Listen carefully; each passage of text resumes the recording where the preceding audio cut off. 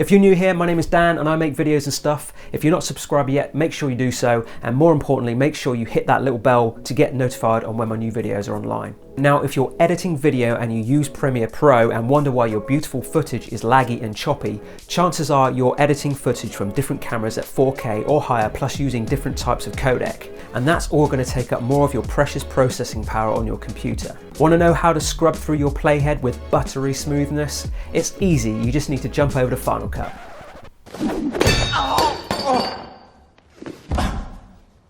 Just kidding. Well, kind of. Today we're going to be speeding up that editing workflow of yours in Premiere Pro by using Proxies. This method is going to enable you to drastically speed up your workflow regardless of the codecs or resolutions, 4K all the way up to 8K even, and even if you're using a slower or older computer, you will still be able to edit like an editing ninja. Basically, Proxies create a second version of your footage at a much lower resolution, so it's not as taxing on your computer. And then when you've finished and you go to export your footage, Premiere swaps the footage back to the original clip so you have a high quality export. Okay, let's get into it.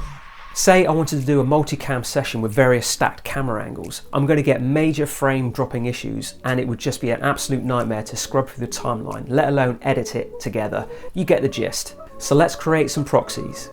Highlight the clip you want to convert.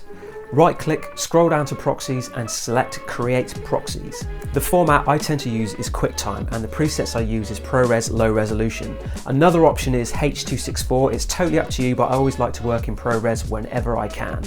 Now Premiere is going to open Media Encoder and start to create smaller 720 versions of your footage. Once that is all done, you can toggle between the proxies and the native files by clicking this little icon underneath the playback window. If you can't see that button, hit the plus here and drag it down to your menu. A little bit of a tip, I tend to create proxies for each different camera separately. Keep your native footage organized in sub-menus to start off with, that way you won't confuse Premiere on where your proxy files are located. Okay, well that wraps it up today. Don't forget to hit that like button and subscribe if you're not done so already, and I hopefully see you in the next one.